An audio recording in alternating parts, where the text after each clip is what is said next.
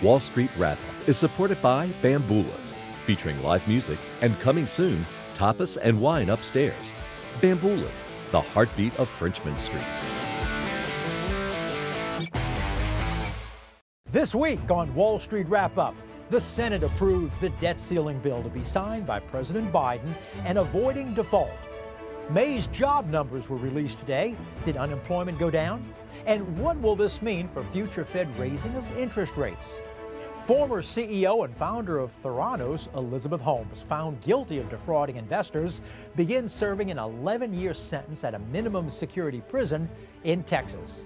And this week, Minnesota became the next state to legalize the use of marijuana. We'll be talking about the long-term effects of states legalizing cannabis stocks with Keven Sabet. He's former White House drug advisor for 3 presidents in the Clinton, Bush, and Obama administrations.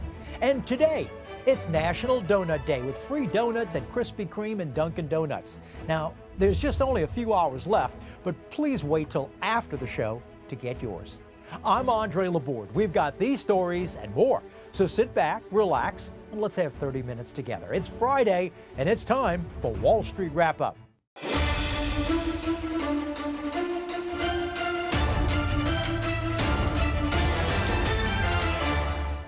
Hi, and welcome to Wall Street Wrap-Up. I'm Andre Laborde for this Friday, June the 2nd.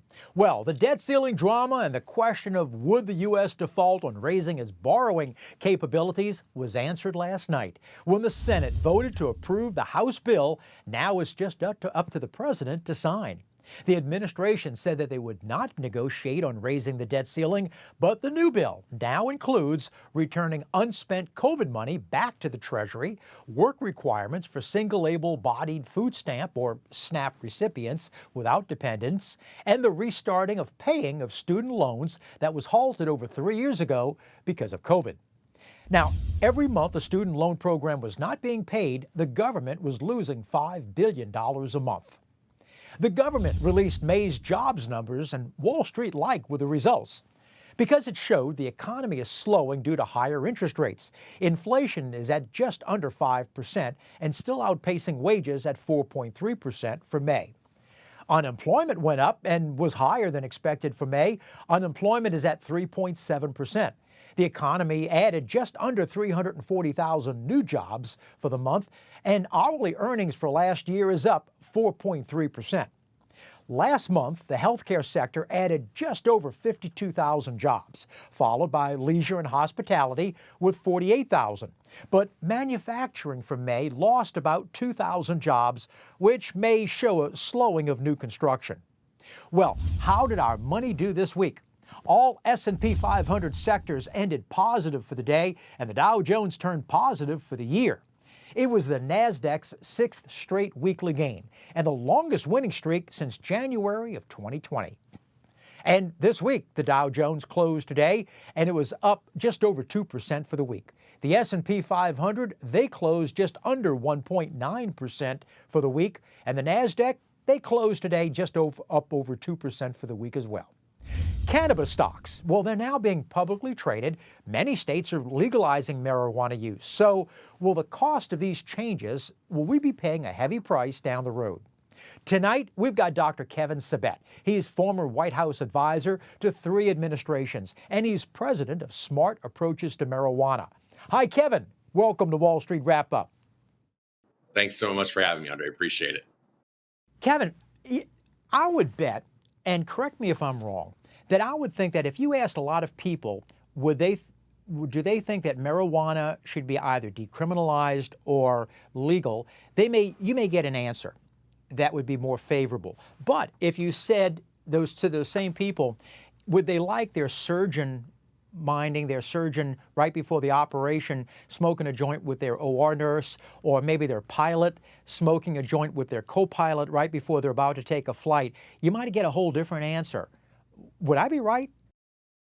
No, you're exactly right. I mean, there's so many misconceptions about the harmfulness of marijuana today. People have a view that's really outdated. It's from the 60s and 70s when it was basically quote unquote harmless plant that would put you to sleep.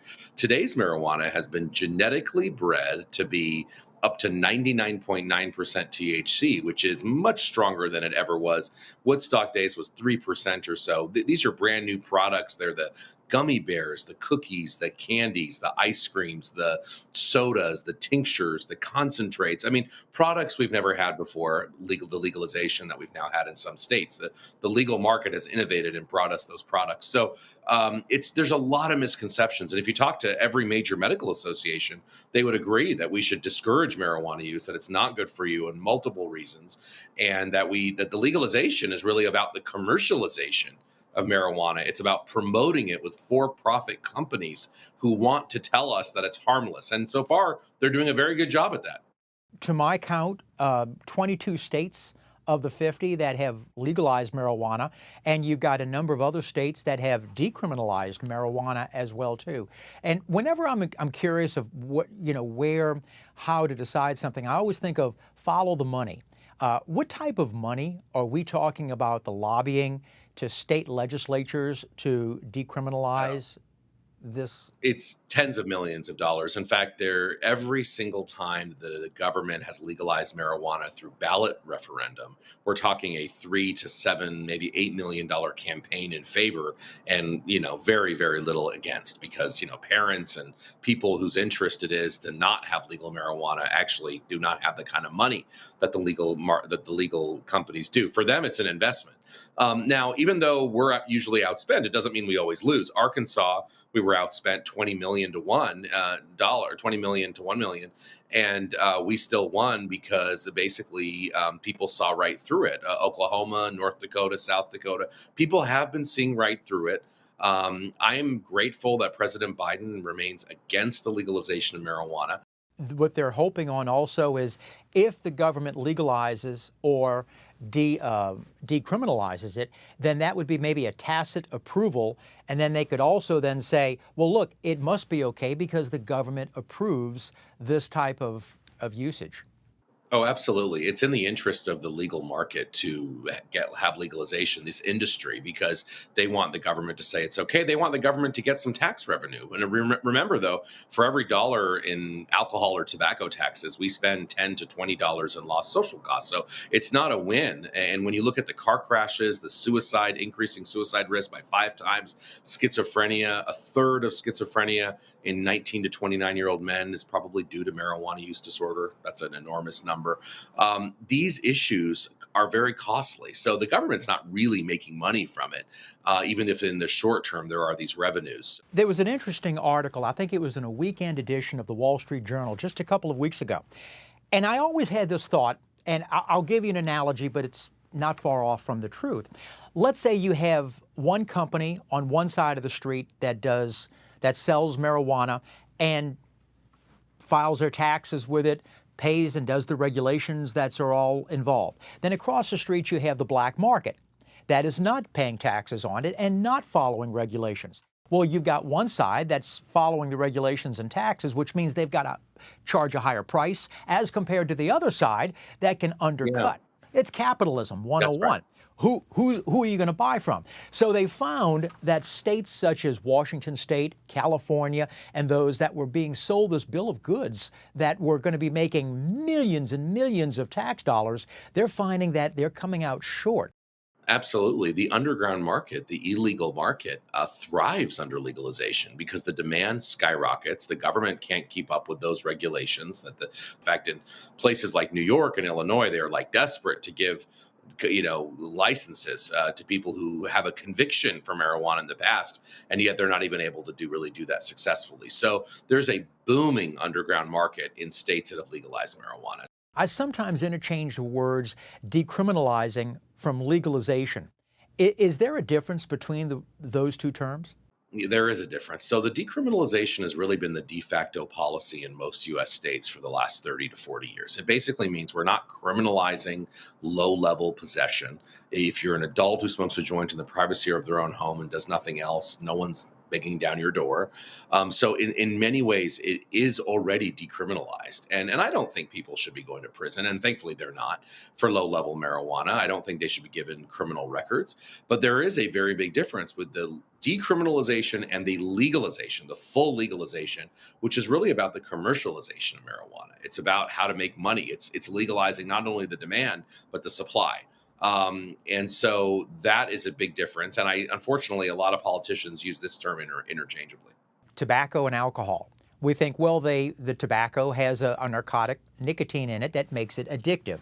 Alcohol, if you do too much of it, that also becomes addictive. But what I've been told, but pot is not addictive. Is pot addictive? Marijuana addictive? Absolutely. Mm-hmm. Absolutely, it is. We know that 1 in 3 people who used marijuana in the last year have a substance use disorder, have an addiction. That's good studies out of New York, Deborah Hassan and others putting that out. We also know that the percentage of marijuana users who have used in the last month that are actually using it every day and are very likely addicted to it, that percentage has skyrocketed over the years. It's almost 50% of people who have used it at least one time, they're actually using it every day. The number for alcohol has hovered around 10 to 12% over the last 40 years. So the number for alcohol has remained steady, but the number for marijuana has skyrocketed. It's become much more addictive than it ever was. And that's because of that potent product, the THC. Remember, like you said, tobacco was not killing people before the advent of big tobacco and the Industrial Revolution and cigarettes, and we put nicotine in cigarettes. Then it became deadly. My worry is that marijuana is now becoming deadly because we have commercialized and legitimized many of these companies whose business it is to get people addicted. They want lifelong customers, and just like the tobacco industry wants them. So they're taking really a page out of the playbook of big tobacco. Who puts the THC inside marijuana? Well, marijuana has naturally occurring THC in it. There are hundreds of ingredients in marijuana. THC is one of them. But we've learned to boost the THC through certain genetic breeding techniques, agricultural That's what I was techniques. talking about. I meant you were talking about like from 5% in the 1960s, Right. 70s to right now 99%. That's what I was talking about. I mean, how do you? Yeah. We've become much better at farming. I mean, we've become better agricultures, in agriculture. So we can really increase that THC level. We can really make sure that that's the dominant ingredient, and maybe even the other ingredients that take away the high aren't even there. So that's what we've been able to do, and that's what this industry does when they create these like vapes, these cartridges of concentrates that kids are using all the time. This stuff is really, really potent. It's very different than we've ever had in the past. Would I be correct? I'll bet if you asked a lot of people what they're thought of as legalizing marijuana, you may get an answer, yes, no, but a certain percentage. But if you use the term medical marijuana in front of it as an adjective, okay, that word medical, would you get a different response, do you think? Absolutely. And that's what the marijuana legalization industry and the lobbying groups, that's what they did 30 years ago. You're exactly right. What they did was, how can we make the word marijuana more palatable to the average American? Not the hippies that always liked it, but how can the average American? And they figured out the one way to do that is to put the word medical in front of it and then sort of bring out vulnerable people with cancer and HIV and other deadly diseases and say that they need it for that. And that was a brilliant and remarkable PR campaign. Now, interestingly, there are medicinal components in marijuana that have therapeutic value when delivered in the right way, ideally through the FDA and through FDA-approved products, are safe and effective for people. And we should promote that.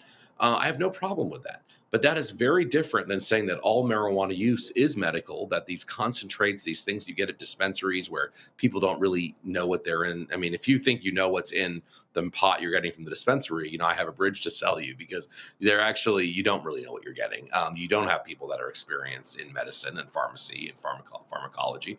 And so you have these huge issues. And you put the word medical though in front of it, and it really is able to kind of tug on our heartstrings. So if a politician would say, well, we're legalizing it, but now because it's legalized, you'll be able to see the ingredients that's in it, and now you can rest assured that exactly that's what's on it, you're being ingested? It is. That's not happening at all. In these places where they've legalized marijuana, the FDA has gone and other groups, media companies have gone and tested the actual marijuana that's being sold and the ingredients that are there. And they're often not comporting with that at all. This is federally illegal. I mean, I have to remind your viewers, this is an illegal drug. And so the idea that, what they're doing in states that people actually know what they're doing is wrong. They don't. So it's a huge, huge issue where people think they know what they're getting, but they really don't. Many years ago, I was doing some research to try to get a better grasp of our talk. And I'm saying maybe about 20 years ago on C-SPAN, there was a show, and at the time, I think she was HHS Secretary, Health and Human Services, Donna Shalala. And she was on with, he was a former four-star general, but he was working General Barry McCaffrey. That's exactly right. Former four-star, but now he was working as drug czar with the Clinton administration. But Shalala said that there is scientific proof of the harmful effects of marijuana. Now, I'm curious, that was like 20 somewhat years ago. Have there been new research to contradict what she said, or is the lobbying so intense that they want to just shove that research under the rug? It's the latter. I mean, if anything, the more research has proven Ms. Shalala to be true, even more so. We know much more about marijuana than we did. Actually, that was in basically the mid 90s. Really? And we mid to late 90s, right? Over maybe 20 now. It's hard to believe. I remember because I also worked for a little bit for Barry McCaffrey. He's a great guy. Yeah, so no, that was valid then. There was a lot of research showing the harmfulness. There's much more research now showing the harmfulness. We know now, for example, that marijuana can reduce IQ by 8 points. We didn't know that before. We know that it's involved in a third of schizophrenia cases on young men. We didn't know that before. We know that it quintuples your risk of suicide if a regular use. We didn't know that before. There's a lot we didn't know back in 1998, 1996 that has just confirmed those statements even more so. Unfortunately, the lobby is so intense that they give the impression that it's the opposite. That if you are sort of a progressive, forward-leaning person, forward-thinking person, that you must think marijuana is pretty harmless, and that if you think it's harmful, you have a view from 100 years ago. It's actually totally flipped around the other side completely. At one time, there was what was called Schedule 1 drugs. And Schedule 1 was known as, let's say, ecstasy, heroin. And marijuana at one time was known as a Schedule 1 drug. Well, first off, is that still in existence, Schedule 1 drugs? And if so, is marijuana still classified as a Schedule 1? Yeah, so we still have scheduling 1 through 5, and marijuana is still a Schedule 1 drug because it meets the criteria for a Schedule 1. It doesn't mean it's as harmful as heroin. That's what people don't understand. They think because marijuana and heroin are in the same category, it means we think it's as harmful. We don't. I mean, if you're caught with heroin on the federal level, it's much more of a, damaging from a jail point of view than a prison point of view than marijuana is. So we don't treat them the same, but they're both classified as Schedule 1 because they fall under that specific criteria, which are two things: high potential for abuse, which we know marijuana is, and no accepted current medical use, which is true because raw marijuana in all of its forms has not passed FDA muster at all. And we don't determine medicine or science by popular vote. Popular opinion is not science. Science is science. It's evidence. It's looking at the truth. And so marijuana is still under Schedule 1 because it falls under that criteria. I think, and correct me if I'm wrong, I think Jimmy Carter was the first president while in office that said that he believes in the decriminalization of marijuana. And of course, I mean, Bill Clinton, he smoked, but he never inhaled. You had Barack Obama, who wrote a book, and in his book, he wrote about his drug use and such. But I'm curious that, in life, we have pivotal moments. About 2008, 2009, at the time, the AG, the Attorney General Eric Holder, was giving a news conference, and some reporter asked him about the law of decriminalizing the smoking of pot. And I'm curious, I think there was what was called the Ogden Memo that came out later. What was that, and how much of a pivotal moment was it? I love that. Yeah, how well you know your history. It's great. You don't get that off. You're very very well informed on this. It's a lot of fun. Thank you. So yes, so so basically, Jimmy Carter did say that he didn't think that the penalties for marijuana should be worse than the actual drug itself. This is a time when marijuana was averaging 3% THC. The country's attitudes had shifted dramatically in favor of marijuana at that time. Um, just interestingly enough, so that movement of marijuana legalization, promotion, normalization was really, stopped in its tracks when the Reagan administration came on board. But interestingly, I met with Jimmy Carter maybe about 8 years ago, and he was very supportive of the work that we're doing at SAM, Smart Approaches to Marijuana, the group I founded with Congressman Patrick Kennedy, because he saw that the commercialization was a really bad idea, and he went out of his way to tell me that he made a distinction between decriminalization and legalization. So anyway, very interesting, very thoughtful. He's been very thoughtful on that. But you're right. I mean, these are big changes. What happened in 2009 was that you're right. Eric Holder was asked about what he thinks of medical marijuana. Is he going to enforce medical marijuana laws in states? And he basically said, "We'll get back to you. I don't have an answer for that. We'll get back to you." So what they did is put out a memo called, and I wrote about this in my book about, I never forget the day when it was released. I was working in government then. Called the Ogden Memo. We didn't think it was a really big deal because it was just codifying in a memo, not law, in a memo to U.S. attorneys what was already standard practice, even in the Bush administration, was that, we're not going to go after low-level people using marijuana for purported or not medical purposes. That's not the point of U.S. attorneys and federal law, which the Bush administration did not go after low-level people. So it wasn't saying much, but the media ran with it. And frankly, in a very smart fashion, the legalizers ran with it to say, aha, see, we got to change. This is great. We have a win. We're changing marijuana laws. And people got the impression that this was now a green light. So now, all of a sudden, booming in states like Montana and California, other states that had very small programs, huge booming medical marijuana industry where people just started, opening up these shops left and right, thinking that there was a full green light. Things got so bad that in 2011, actually, right before I left, the new the new Deputy Attorney General, Jim Cole, so David Ogden was gone, Jim Cole said, whoa, wait a minute, this is too much, and put out a memo actually saying, we did not give you a green light. Like, it was actually a very stern memo. Unfortunately, the cat was already out of the bag at that point. People just thought the Obama administration was all in.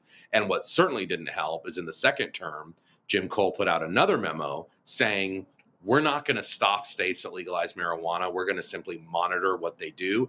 We will enforce the law if they are going overboard in many ways, but we're not going to stop them. Unfortunately, that, made the legalization movement, that just gave them so much momentum when they got that new Cole memo.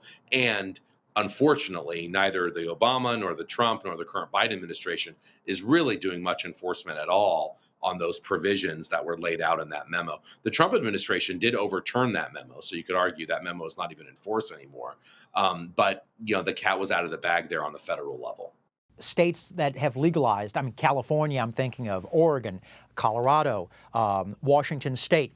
And as I'll use your term, once the cat's out of the bag, or is it too late now? Because I think anybody who's been in Washington State, California, and seen the needles in San Francisco, the drug abuse in Seattle, Manhattan, the streets of Manhattan, what's going to happen? I think we can do a lot still. First of all, I think we can limit this marijuana industry. We can lower the THC levels. They shouldn't be allowed to sell 90% THC. We should have 10 to 15% levels at the very most. We can restrict advertising much more than we do. Many states allow billboards and mass advertising. We can clamp down on social media. We can have an evidence-based social media youth campaign. That's really what we need to show that, kids, that this is not good. We can have better drug laws with drug courts, with probation reform. There is actually a ton we can do if we have the will to do it. Our new organization, which is called the Foundation for Drug Policy Solutions, which is at gooddrugpolicy.org, is putting out essentially a policy guide soon for lawmakers on what can be done, not just for marijuana, but all drugs, really. What's the end game? Do you think the end game for many is just for the legalization of all drugs? Oh, 100%. This industry is taking the playbook from marijuana, from tobacco, and they're applying it now to psychedelics. They're applying it to MDMA. They're applying it to all these other drugs, and they want to apply it to heroin eventually, to cocaine. So, absolutely, there is a part of this whole movement that really does want to see all drugs legal, and so that's obviously, something we've called for a long time. That we know that that's what they're doing, and we're trying to warn people about it.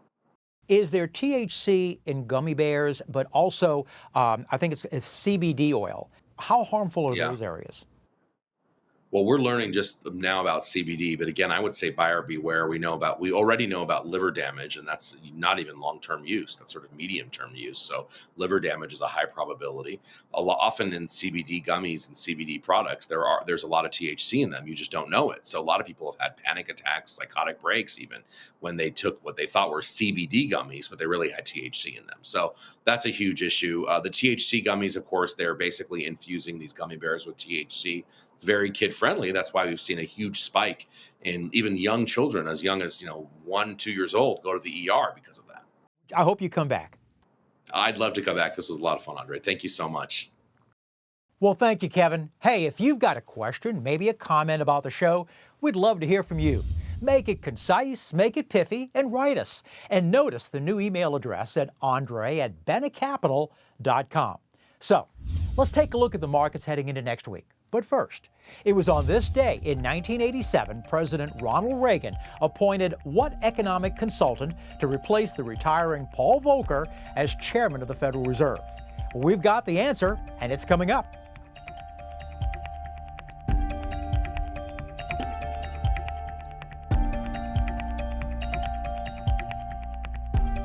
Well, on this day in 1987, President Ronald Reagan appointed what economic consultant to replace the retiring Paul Volcker as chairman of the Federal Reserve?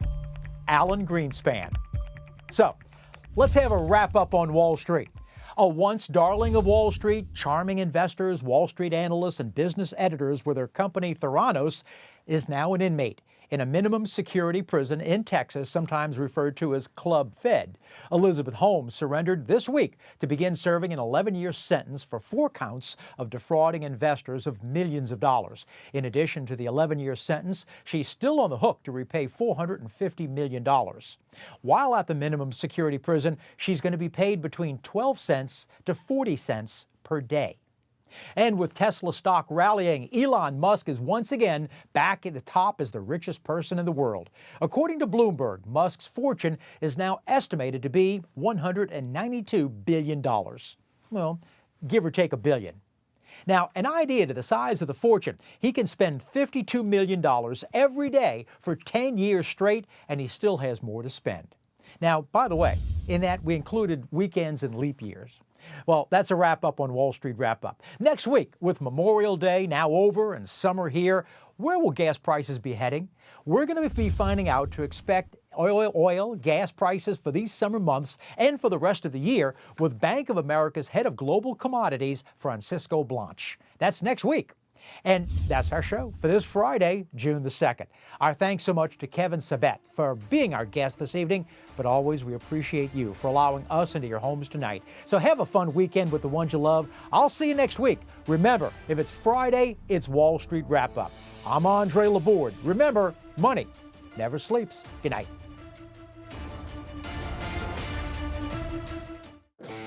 Wall Street Wrap Up is supported by Bamboolas, featuring live music and coming soon, tapas and wine upstairs. Bamboolas, the heartbeat of Frenchman Street.